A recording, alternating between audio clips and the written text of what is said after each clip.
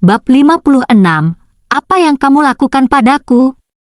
Mata kami bertemu. Lengannya mengencang di sekelilingku hingga aku sulit bernapas. Tanganku melemah saat mendorongnya, akhirnya berhenti lembut di pinggangnya. Aku merasakan tubuhnya menegang sejenak. Dia memiringkan kepala dan bibirnya bertemu dengan bibirku.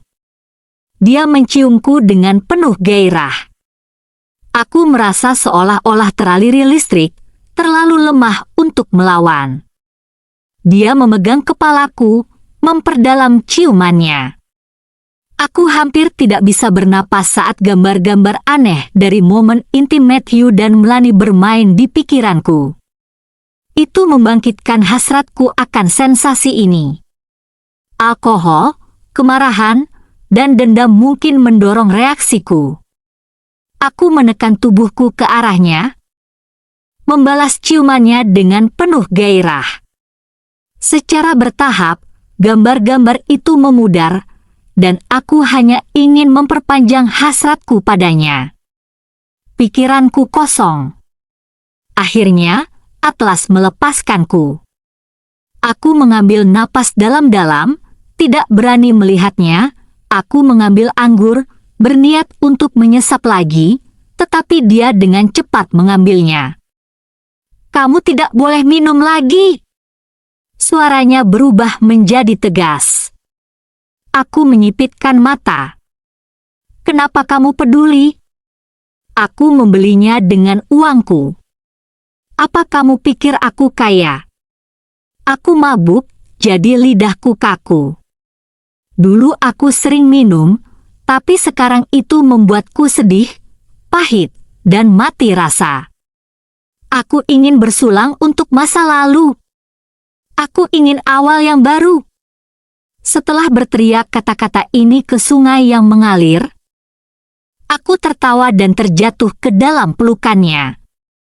"Tetap sadar!" Dia bersikeras, mengangkatku ke dalam pelukannya. "Aku akan membantumu."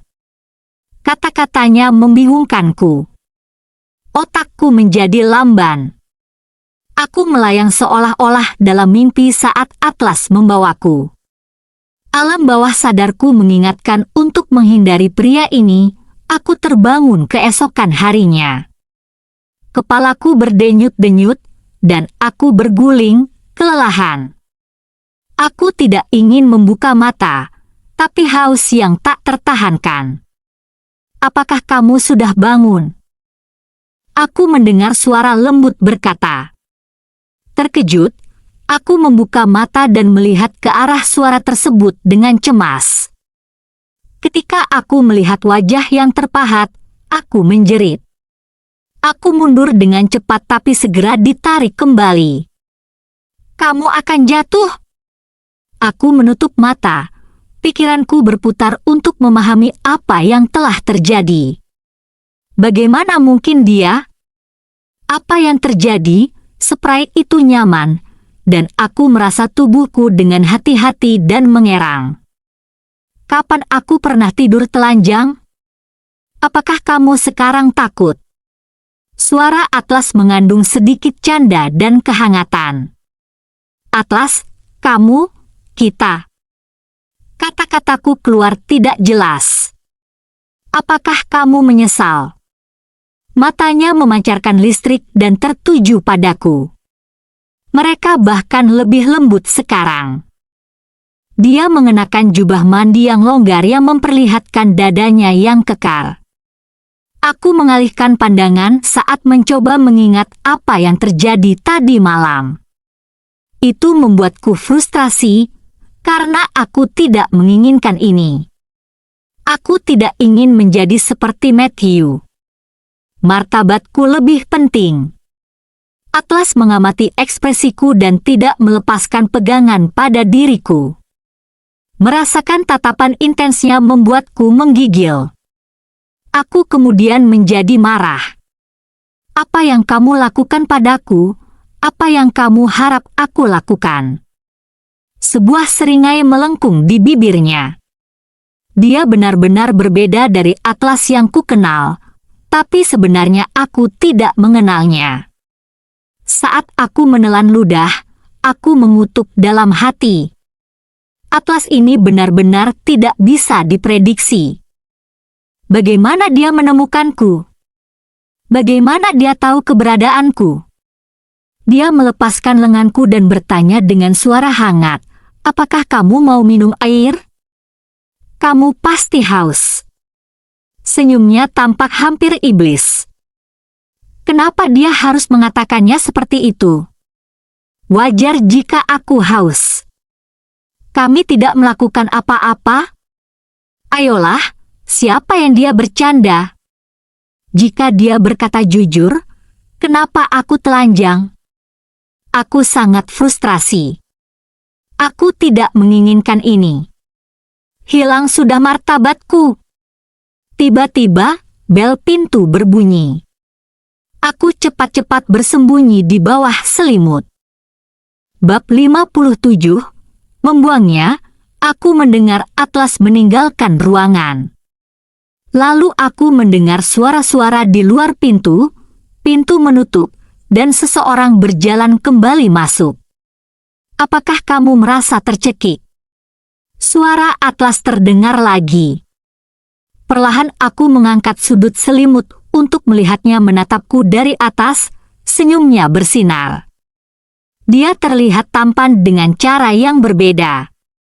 Apakah ini masih Atlas yang tenang dan pendiam yang ku kenal? Dia menarikku dan selimut ke arahnya, memelukku di pelukannya. Aku merasakan detak jantungku semakin cepat. "Hei, apa yang kamu lakukan?" Aku kesulitan bernapas dengan dia begitu dekat dan wajah tampannya semakin mendekat. Tiba-tiba, aku teringat ciuman liar dan penuh gairah yang kami bagi di tepi sungai tadi malam. Itu sangat memalukan. Orang bisa menjadi ceroboh saat mabuk. Tatapannya intens. "Kamu terlalu banyak berpikir." "Santai saja. Aku tidak akan pernah memanfaatkan orang yang tidak sadarkan diri. Aku membantumu melepas pakaian dan memandikanmu. Kamu terlalu bau setelah muntah." Kepalaku berputar karena malu. Apa yang kulakukan tadi malam? Apakah aku yang gagap? Dan dia yang kucur hati? Yah, mungkin aku sebaiknya memakai pakaianku kembali. Aku meracau, berusaha melepaskan diri dari pelukannya. Dia mengencangkan pegangan padaku dan berkata, "Kamu tidak tahu berterima kasih. Bagaimana kamu bisa membuangku setelah semua yang kulakukan untukmu? Tidak ada yang akan membuang seseorang setampan kamu." Aku sembur, hampir menggigit lidahku saat kata-kata itu keluar dari mulutku. Dia tertawa angkuh, berkata, "Itu tidak sepenuhnya salah." Namun, dia cukup sopan. Dia melepasku, mengambil pakaiannya, dan meninggalkan ruangan. Aku dengan cepat merangkak keluar dari tempat tidur, menggigil sedikit saat berpakaian. Aku memeriksa diriku dengan hati-hati, memastikan tidak ada yang salah. Aku mengambil tas, meninggalkan kamar tidur, dan berpikir untuk melarikan diri. Dia memperkirakan itu. Atlas dengan cepat menangkapku dan menarikku kembali. Dia begitu kuat sehingga aku terhempas ke dadanya, membenturkan kepalaku. Aku merasa pusing sejenak. "Hei, jangan sentuh aku," protesku, berjuang melawan pegangannya. "Aku menghabiskan malam minum bersamamu, tidur bersamamu, dan merawatmu. Bukankah seharusnya kamu memberiku sedikit imbalan?" Dia tersenyum dengan sedikit main-main. Aku menekan tanganku ke dadanya, menatapnya tajam. "Imbalan apa? Jangan terlalu berharap." Tatapannya yang dalam bertemu dengan mataku seperti jurang hitam, hampir secara magnetis menangkap pandanganku. Dia menciumku lagi, tanpa henti. Aku curiga aku di bawah semacam mantra. Setelah beberapa saat, dia melepaskanku. Tetaplah jernih.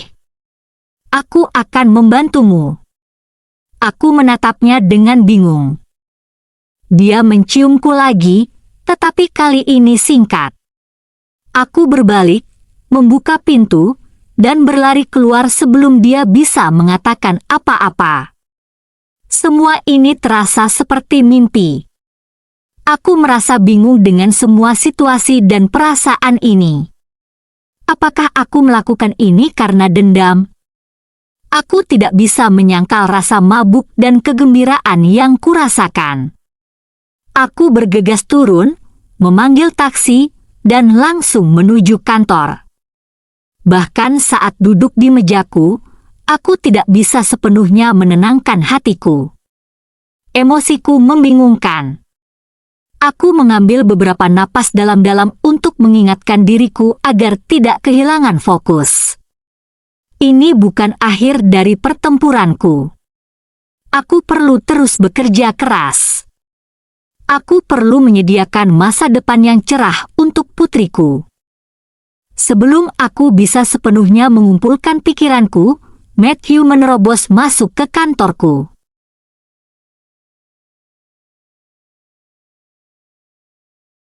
Baber 58. Pertarungan halus. Aku terkejut melihatnya. Bukankah seharusnya dia berada di operasi untuk urusan bisnis? Mengapa dia di sini sekarang daripada berada dalam pelukan simpanannya? Aku tetap diam, mengamatinya. Dia tersenyum lembut dan bertanya, "Sayang, apa yang akan kita makan siang?" "Aku belum memutuskan," jawabku dengan santai, tanpa menunjukkan tanda-tanda terkejut. Dia berjalan mendekat. Kita berbicara sampai larut malam tadi. Aku bergegas kembali pagi ini karena tidak ingin kamu khawatir. Aku bahkan tidak sempat sarapan. Mari kita makan siang lebih awal, dan kita akan makan apapun yang kamu mau. Aku yang traktir. Aku melihatnya bertindak dengan pesona. Anehnya, aku tidak bisa marah. Rasanya seperti aku merasakan kesenangan yang berbeda, sensasi yang aneh. Tiba-tiba, aku terpikir tentang Atlas. "Kamu minum?" Dia bertanya, mungkin mencium aroma di sekitarku. Tapi dia sendiri tidak berbau alkohol, meskipun menghadiri pertemuan sosial larut malam. "Ya," kataku. "Bagaimana dengan restoran Italia di seberang Glen Marie Plaza?" Matanya menyipit sebentar, lalu dia mengangguk. "Tentu, apapun yang istriku inginkan." Hidup penuh dengan tikungan dramatis. Aku tidak mengira akan melihat Lauren begitu kami masuk ke restoran. Ketika aku melihatnya lagi, aku memperhatikannya dengan saksama. Dia berpakaian elegan dengan gaun rajut yang modis. Dia bukan pesaing biasa dalam permainan ini. Ada kepuasan tersendiri saat aku memikirkan kedangkalan Melanie. Permainan ini tampaknya berpihak padaku. Melihatnya lagi hari ini memberiku perasaan yang baik. Dia bisa berguna bagiku. Matthew dengan terbuka memperkenalkanku, dan aku menurunkan kewaspadaanku, menyapanya dengan sopan. Setelah kami duduk, aku berkomentar kepada Matthew. "Miss Burton tampaknya orang yang sangat kompeten. Aku cukup terkesan dengannya." "Menjadi terlalu licik tidak selalu baik untuk seorang wanita," jawab Matthew dengan santai. "Aku lebih suka seseorang seperti istriku, pengertian dan berbudi luhur." "Apakah kamu bilang aku bodoh?" Aku menanggapi komentarnya. Dia tertawa kecil, meraih untuk mencubit hidungku. "Gadis bodoh, dengan siapa kamu minum tadi malam?" "Menurutmu siapa?" Aku balik bertanya. "Lagi pula, kamu juga tidak di rumah. Aku perlu menghibur diri saat kamu pergi untuk urusan bisnis. Aku berbicara dengan ringan, seolah-olah topik itu bukan masalah besar. Namun, pikiranku melayang ke Atlas. Aku tidak akan sering pergi untuk urusan bisnis.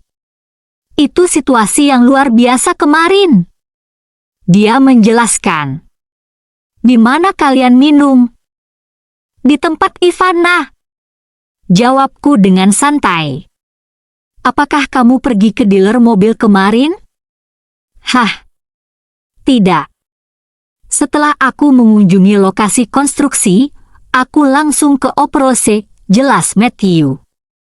Oh, pasti ada kesalahpahaman, kataku tanpa pikir panjang. Sebelum kami selesai makan, Johnson menelepon Matthew untuk memberitahunya bahwa ATL Empire akan mengadakan rapat pada pukul 2 siang. Matthew melihatku dan bertanya tentang situasi dengan ATL Empire. Dia tidak mengajakku untuk ikut ke rapat. Sebaliknya, dia pergi dengan Johnson. Aku menerima dokumen di ponselku setelah menjemput Ava. Itu adalah notulen rapat ATL Empire. Satu poin penting menarik perhatian. Semua perusahaan yang berpartisipasi harus menjalani penilaian keuangan pada akhir bulan. Ini termasuk evaluasi menyeluruh terhadap seluruh organisasi. Ini termasuk proyek, modal, aset, dan bahkan pemeriksaan pribadi. Ini karena kontrak ini mencakup proyek kolaboratif ATL Empire selama 3 tahun. Proyek ATL Empire seharusnya semua didukung pemerintah selama waktu itu. Jika kami mendapatkan kontrak ini, bisnis kami akan meningkat secara signifikan selama 3 tahun ke depan. Yang mengejutkanku adalah penekanan pada jenis baru jendela baja tahan panas, paten Tanum Corporation. Pikiranku dipenuhi pertanyaan. Apa artinya ini? Aku cepat-cepat melihat pengirim dokumen yang ternyata adalah Atlas. Hatiku berdegup semakin cepat. Tanum Corporation memiliki kesempatan untuk memperbaiki reputasinya. Sayangnya, perusahaan itu ada di tangan Matthew. Aku tahu kami bisa menjadi pemimpin industri jika perusahaan benar-benar memanfaatkan peluang ini. Ini bisa menjadi kesempatan sekali seumur hidup untuk kemajuan cepat. Namun, itu juga berarti kehilangan kendali atas Matthew. Aku memanggil taksi dan bergegas pulang bersama Ava. Aku menyalakan kartun di TV untuknya sementara aku cepat-cepat menyiapkan makanan. Aku perlu meluangkan waktu untuk mencari informasi tentang pesaing kami. Aku harus memanfaatkan kesempatan ini. Sebelum aku selesai menyiapkan makanan, telepon dari Matthew masuk. Dia memintaku untuk bersiap-siap dengan cepat, karena dia akan menjemputku sebentar lagi. Kami akan menghadiri makan malam ini.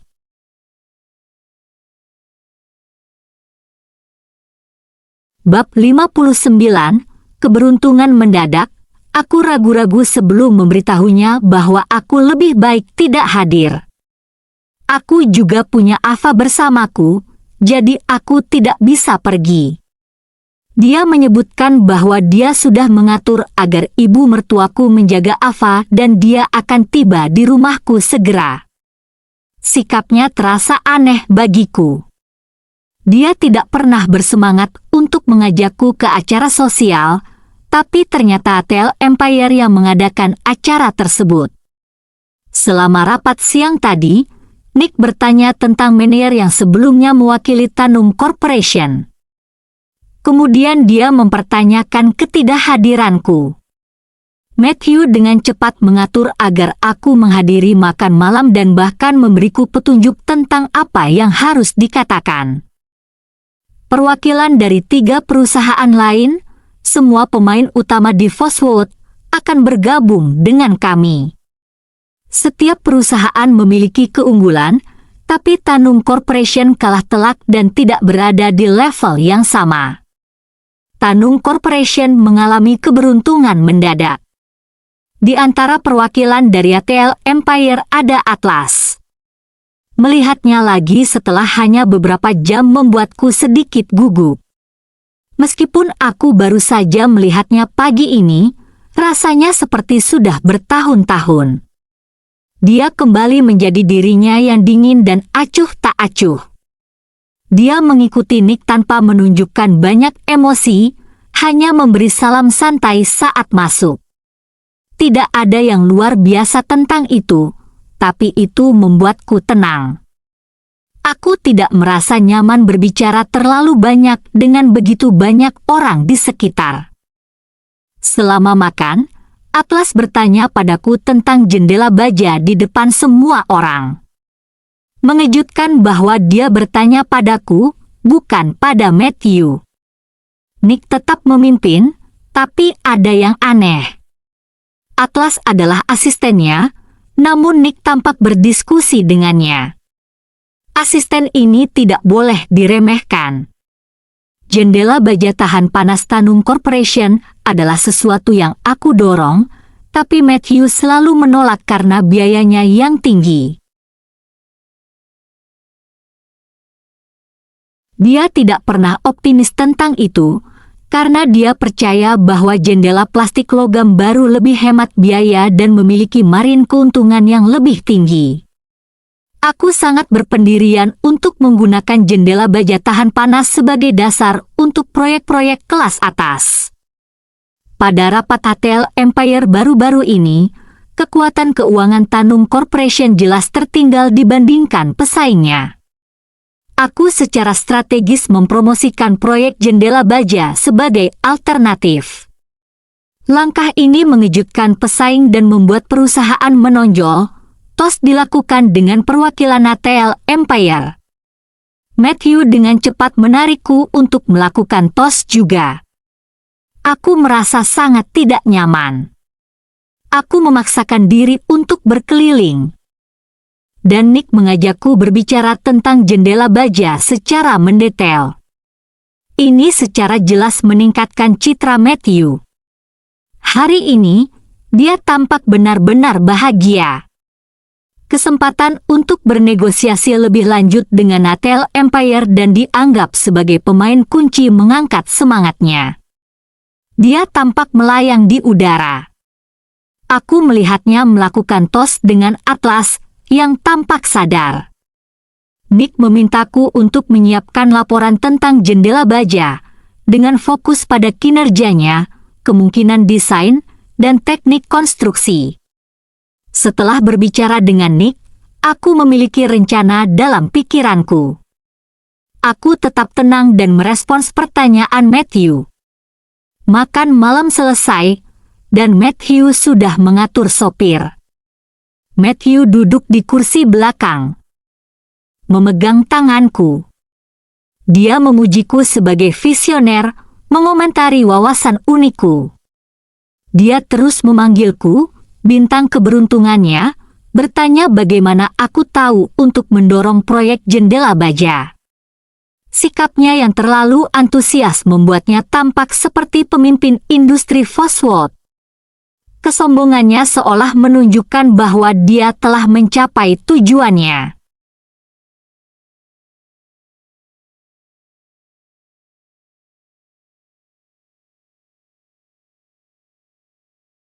Jangan khawatir tentang itu. Aku akan meminta produsen memberikan manual rinci. Dia meyakinkanku. Suami luar biasa, kamu akan mengurus segalanya. Aku benci melihat istriku yang tercinta bekerja terlalu keras. Dia mencium tanganku. Aku menghargai kata-kata baiknya, tapi mengapa dia tidak peduli dengan perjuanganku saat dia bersikeras agar aku menghadiri makan malam?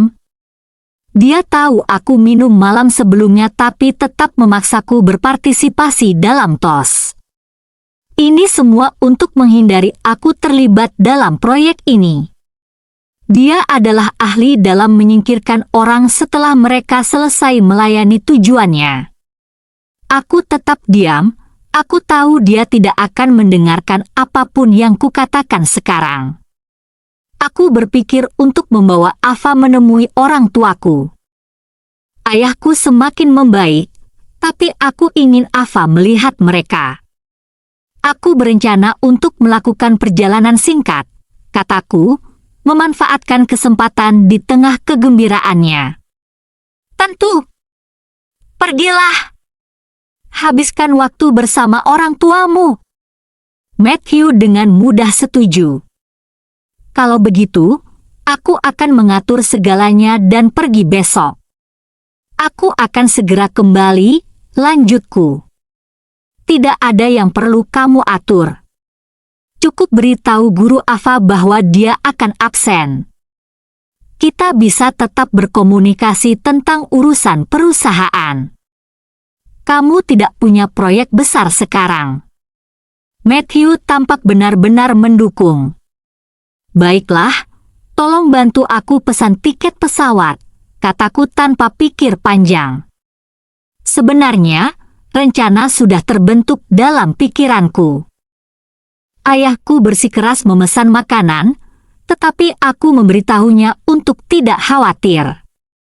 Aku telah menghabiskan bertahun-tahun melayani keluarga yang tidak tahu berterima kasih, jadi aku lebih dari bersedia memasak untuk orang tuaku.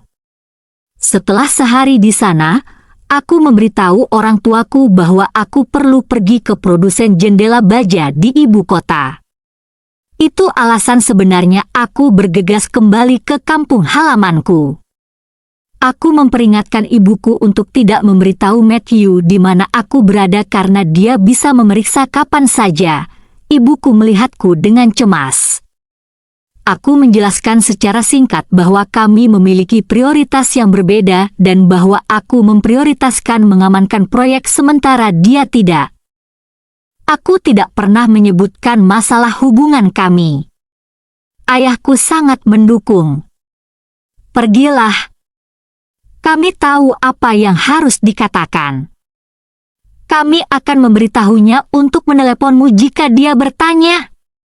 Aku menyarankan untuk tidak memberitahu Ava terlalu banyak karena dia terlalu pintar. Di ibu kota, hujan deras dan angin musim gugur sangat dingin.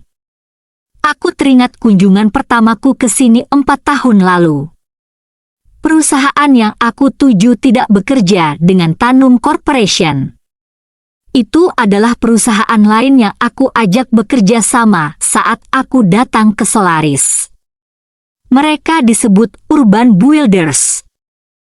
Perusahaan ini lebih besar daripada yang bekerja dengan Tanum Corporation dan membuat produk berkualitas lebih baik.